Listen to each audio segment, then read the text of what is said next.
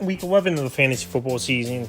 Here's a few defense DST units I would start this week. The first one, the Houston Texans. So this Texan defense, I think they've been a solid unit for the most part this season. I know last week they gave up 29 points to a mediocre offense of the Jacksonville Jaguars, but their bend but don't break defense for the most part. And also their offense put their D in worse situations. And also Jacksonville had a punt return touchdown in that game. Week 7 in Seattle, 27 points allowed, 2 sacks, 2 INTs, 2 fumble recoveries, 1 for a touchdown, a block kick. Week 8 versus San Francisco, 15 points allowed, 2 sacks, and INT. Week 9 versus Denver, 18 points allowed, an interception, a sack, a fumble recovery, a block kick. In Week 10 versus the Jaguars, in that one, 29 points allowed, 5 sacks, an interception, and a pick six to end the ball game. It was for this Houston Texan team. So this week, slam dunk matchup at the Tennessee Titans, give up the most fantasy points to defenses on the season. And this Titan offense, they can't move the football. With Tony Pollard in the running game, they haven't done much. Calvin Ridley hasn't done anything this season in the receiving room, and we'll see if he even plays in this game. And the last time these two teams met were in week 4, where they had a big game. Houston shutting them out with 2 sacks and an interception. So this week, Houston definitely a DST. I would start the next one, the Baltimore Ravens. So Baltimore, the defense is getting healthier.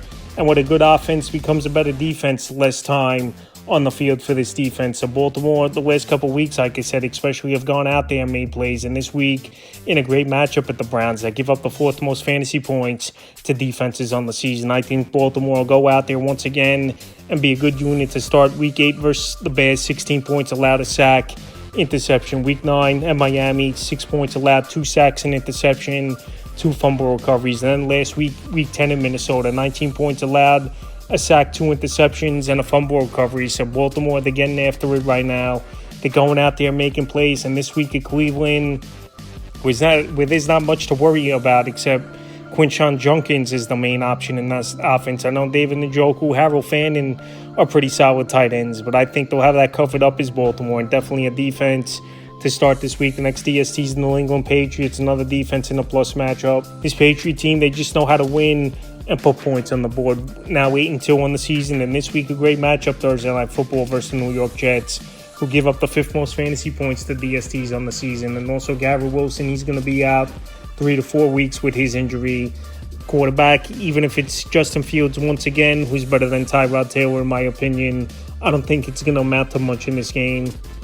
And I do know Thursday night games are high scoring, but I think the Patriots defense goes out there and takes care of business. Week 8 versus Cleveland, 13 points allowed, sack, 2 interceptions to safety. Week 9 versus Atlanta, 23 points allowed, a sack in that game. And Week 10 at Tampa Bay, 23 points allowed and 2 sacks. I don't see this Jet team scoring more than 20 in this game versus New England Patriot defense. And this defense, they're going to be home in this one once again. They had a nice victory on the road at Tampa Bay.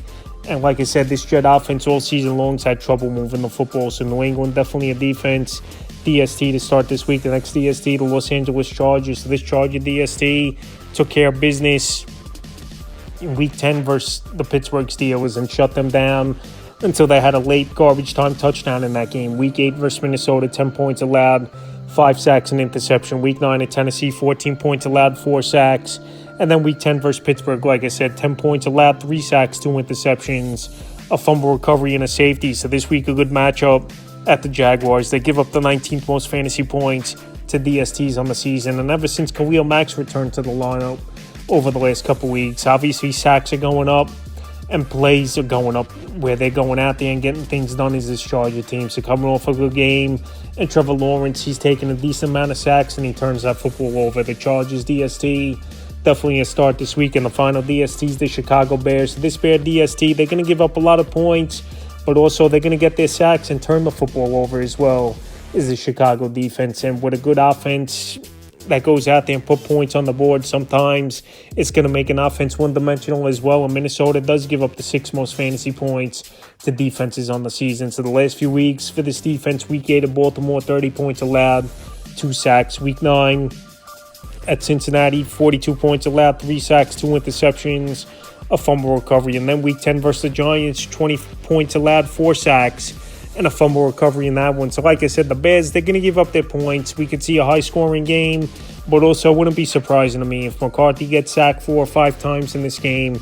turns over the football a couple times, and possibly one of them for a touchdown, because McCarthy, he's been a turnover machine so far in his young career. So I think with all those factors, the Bears are a good streaming option to start this week. So that's a few defense DST units I would start for week 11 of the fantasy football season.